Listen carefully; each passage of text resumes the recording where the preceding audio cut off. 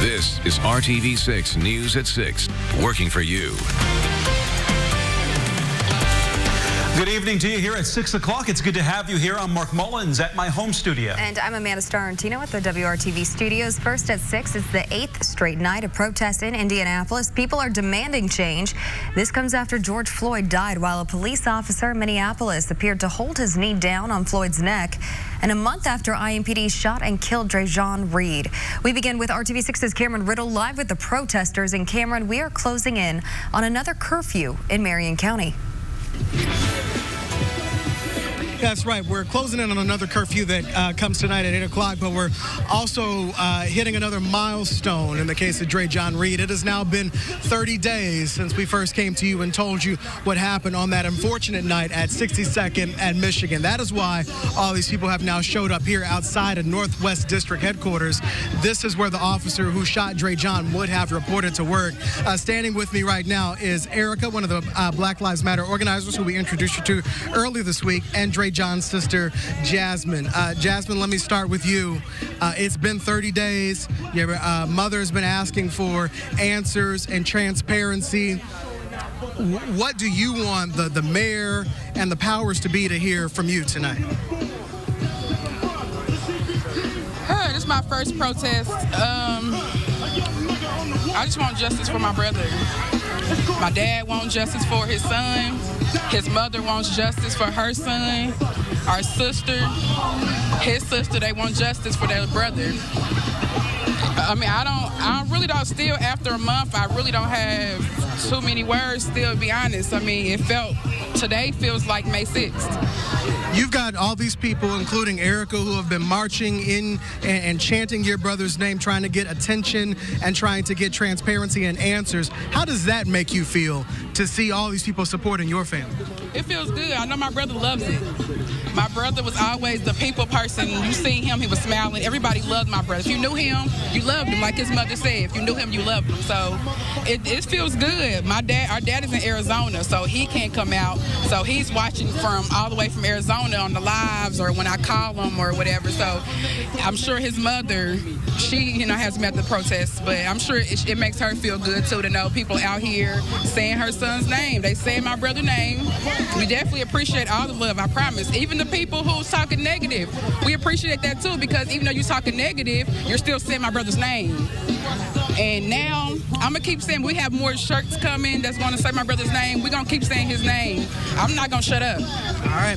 Jasmine Reed, Dre'Jon Reed's sister, and Erica, one of the organizers, has been on the mic, emceeing throughout the week, keeping the message out there of what the Reed family and Dimitri Wynn, their mother, is asking from city leaders and the prosecutor. Reporting live tonight at Northwest District headquarters, I'm Cameron Riddle, RTV6. We beat people now. We beat people like this because they're out past curfew.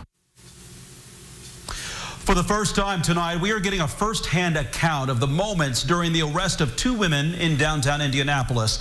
The arrest was caught on video and has now been viewed more than 1 million times. And now there is an IMPD internal investigation underway. Only on RTV6, one of the women arrested is sharing what happened with our Nicole Griffin. On Sunday night here at the corner of Washington Street and Pennsylvania Street downtown, there was an arrest that took place that involved two women in a group of IMPD officers. That video of the arrest has now gone viral. Tonight, we do not have that video to show you, but we do have an interview with one of the women involved, and she walks us through the entire incident.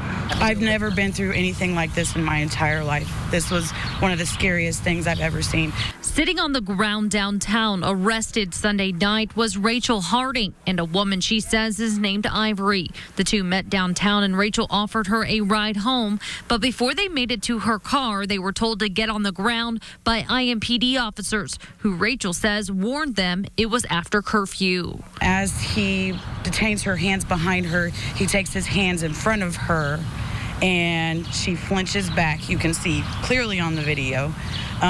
She flinches back. At that point, they start hollering out that she is resisting. That's when they start hitting her with the batons. Next are the rubber bullets. I'm clearly there stating, like, why are you doing this to her? Rachel says she is then pushed to the ground and arrested.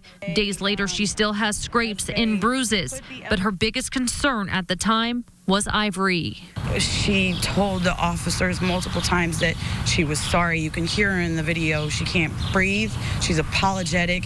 She's telling them that she has defecated on herself. She's urinated on herself because of the amount of force that she was met with. The officers involved have been reassigned to a support position as the internal investigation continues. Beyond that process, I don't think there's anyone that should be able to watch that video and not be moved to emotion. Now, I will admit, looking at that video, I had concerns as well, and I can promise that regardless of the outcome of that investigation, we will be looking at a retrain to that type of scenario. Rachel wants to see the officers involved punished, but ultimately she hopes it brings forward change for our city and for her children who are biracial. I worry about my kids. I talk with my 11-year-old regularly about the issues that are going on right now. I let her know that at the end of the day, you will be considered African American, you will be considered black, and you will be met with force by police. And this is something that you have to be wary of for the rest of your life. Working for you, Nicole Griffin, RTV6. And as Nicole mentioned, we do not have permission to show the video of the arrest on air, but we do have a tweet with that video embedded in it, which you can watch right now on the RTV6 app or at our website, WRTV.com. I want to provide an update on something our community has called for that is the right thing to do.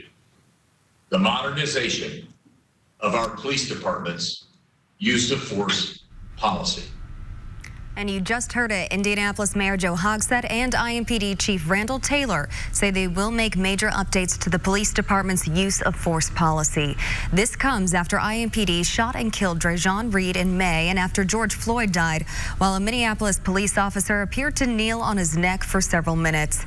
There are 8 changes. They include updating the department's standard for using deadly force, updating the requirement for identification and warning before deadly force is used, banning chokeholds officially within the use of force policy, providing clearly defined de-escalation requirements, creating a duty to intervene and report whenever another officer uses inappropriate force. This is already required but is expected to be reinforced.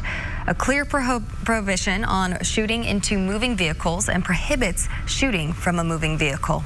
And the new proposal would require comprehensive reporting of lethal and non-lethal uses of force, clearly specifies rules for using various levels of less deadly force.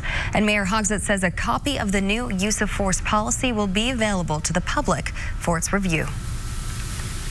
Right now, many people say some police officers are a source of racial injustice, but experts say racial injustice often starts in school. Call 6 Investigates found all black students in Indiana are more likely to be disciplined and arrested in Indiana schools than students of other races. Our Carrie Kenny has been investigating this for months. She shows us why the discipline disparity takes on a new importance given the recent attention on racism. Black children in Indiana, especially black boys, are disciplined at higher rates than white students. And the discipline disparity starts as early as pre-kindergarten. Nicole Kenny's son William got a 10-day out-of-school suspension after he says he stood up to a bully. So when I got suspended in 2 weeks, I was like, dang, I'm not going to be in school. I'm not going to be able to learn, teach, and I'm going to be missing out on a lot of work. Indiana ranks 4th highest in the country when it comes to the rate of out-of-school suspensions for black teens in middle and high school. Nearly a quarter of all black middle and high school students in Indiana have been suspended at least once. When we get in trouble, it's a bigger consequence. Experts say this discipline disparity has lifelong impacts on black people in our state. The school to prison pipeline study shows Indiana students who get in trouble at school are more likely to get arrested and end up in prison. The Positive School Discipline Institute is working to stop that cycle. We're trying to get to the relationship between the educator and the student to improve that relationship so that we can keep kids engaged in school and on the right track and reduce suspensions. because we know when kids are suspended, when they're put outside of the school community, they're at much greater risk of having contact with law enforcement. Black students make up 12% of the state's student population, yet they make up 26% of arrests on school property. It's more than implicit bias. It's unconscious racism. The Positive School Discipline Institute trains school leaders, teachers, school police, and other staff about cultural differences, the role of trauma in children's behavior, and implicit bias, which are the unconscious views we have about certain groups of people. How do we de-escalate situations? It doesn't happen without training. Because your automatic instinct is to say, I'm not going to tolerate that. That's not what's going to happen here on my watch. And if they don't know how to de-escalate with a child, just like if you don't know how to de-escalate with an adult, you're going to have conflict. But schools do not have to do implicit bias training. It's not required by law. We think it should be required. Call 6 Investigates checked with the Indiana Department of Education and learned the school discipline guide shared with schools now includes information about implicit bias and restorative practices. IDOE is also offering trainings through the Peace Learning Center at no cost to schools. The plan is to train dozens of school districts starting this fall. As people continue to march against racial injustice, experts say they're working to stop tense police interactions long before they happen. We need all of these players to come together and actually change the policies and practices systemically in their school. That's a big ask, but I think that's the same thing we're asking for law enforcement to do. Kara Kenny, RTV6. Well, the fact that I'm starting with temperatures is a good indication that we don't have to jump to radar. We're likely going to be dry this evening. It's 90 in Castleton, 87 in Fishers. Temperatures around the metro area, all middle to upper 80s, all still with very humid conditions. The warmth stretches from north to south, but that will be changing. A cold front will drop through the state tonight and into tomorrow morning. Notice as we look north, just a few cumulus clouds, no real spark to provide thunderstorm development, so I think the chances are small that we would see any thunderstorms this evening. 68 the overnight temperature. Tomorrow with lower humidity we'll hit 85 for the afternoon high. What changes Sunday and why I'm keeping an eye on a storm system for the middle of next week already. Those details are straight ahead. Would you like to meet for tea? A proper tradition of a time gone by is alive and well in Greenwood. Coming up, we'll show you how this local restaurant and shop is embracing its past with a sip and a scone. I'm Dave First. His story touched race fans everywhere, and now John Andretti's legacy is being told in a whole new way. How you can read all about it. Coming up in the Sports Extra Spotlight. Phone or online? Meeting for brunch is something that many of us hope to do on occasion, but 100 years ago, that would more likely have been afternoon tea. And Amanda, there aren't many places that still do a proper tea service, but in Greenwood, you can find a great cup and a great collection of history. Brad Brown now with a look at that. Taking a step inside this historic house in Greenwood's Old Town neighborhood, and you're taking a step back in time.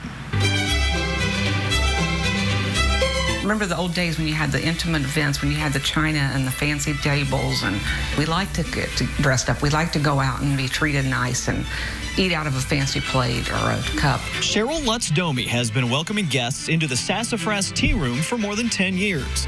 The century-old home is the backdrop for an elegant setting that has just recently begun welcoming customers back inside. We've missed our friends. The one lady, I wish I could have videoed her. One day she walked the door and just screamed. She thinks she'd have won the lottery. She was so happy to get out and come in. The dining room is spread out over both floors of the house, and service comes on an incredible collection of antique china and heirloom tea sets. And a lot of it shows up on my doorstep. People don't want it. They don't want it anymore. Their kids don't want it, so they bring it to me, and we repurpose it and use it. Sassafras is one of very few places where you can still get a proper afternoon tea service. The regular menu features salads and a daily quiche special, along with scratch-made desserts. Recipes, I just kind of experiment and test, and we've tweaked and adjusted, and I tell everybody now the menu the way it is right now, if I take anything off, I would be in trouble. Oh, it's charming. It's really nice, very nice.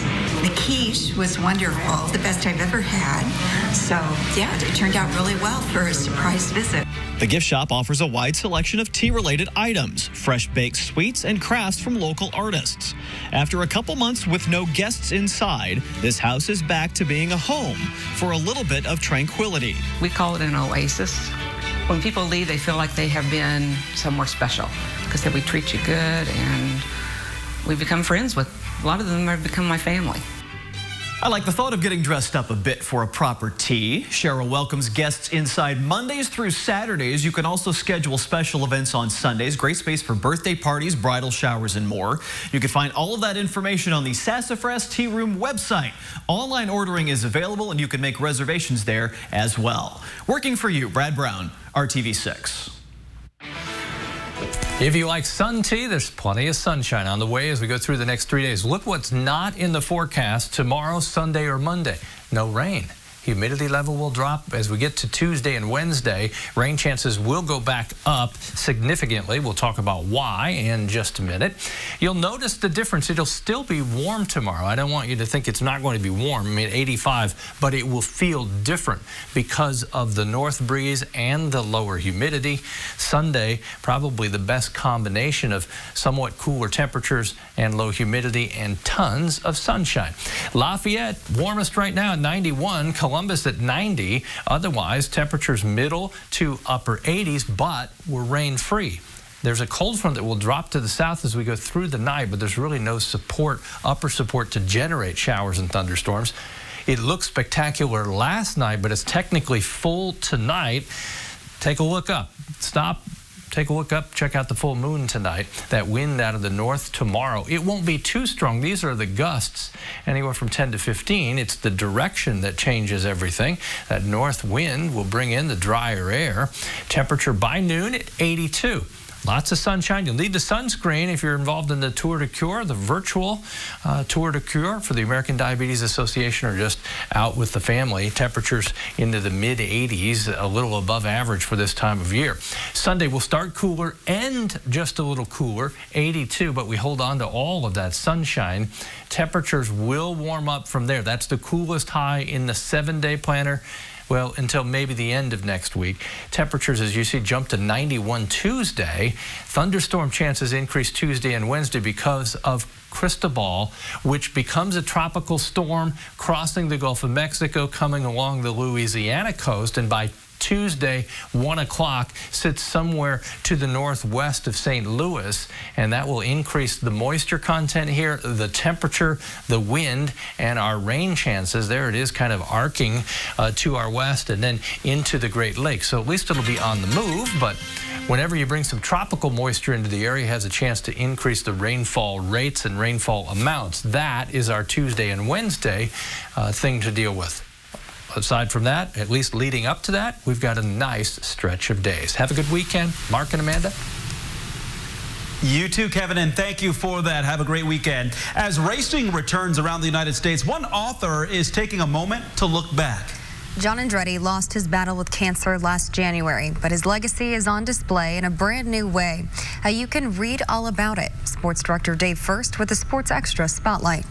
Been great to us. It was a life and career made for TV. John Andretti was on it a lot, and now his story comes in a whole new way.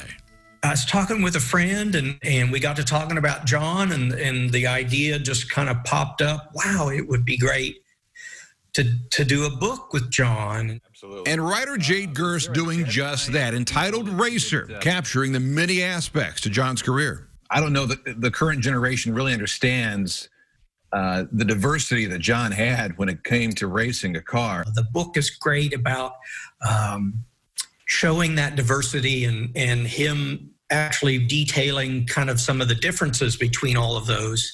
Including his most successful time in NASCAR and a win for Richard Petty in 1999. He talks about that with great reverence. Like, I think at that moment, he appreciated understood what it meant for Richard and his team, who hadn't seen victory lane in a lot of years. Ultimately, the book touches on his 2017 colon cancer diagnosis and the still ongoing Check It for Andretti campaign. His goal coming out of the initial diagnosis was, I want to help other people to make sure they are not in my shoes. The single thread through the book is family, friends, and helping others. That's always a thread underneath even the funniest racing stories. And that includes the 23 years of his Race for Riley, the annual karting event, which raised nearly $5 million. John opening up in a series of interviews about the good times and the bad. There were days when I got there that he clearly did not feel good, did not have much energy. Mm-hmm. But after a question or two, or if I would hit on something, you could see his face light up. Personally, selfishly for me, that was a great feeling, knowing that he so enjoyed sharing a lot of the stories. Pre-orders are available at octanepress.com with 10% of the proceeds going back to Riley Children's Hospital. He's still giving back the way John would want it. Dave First, RTV6 Sports.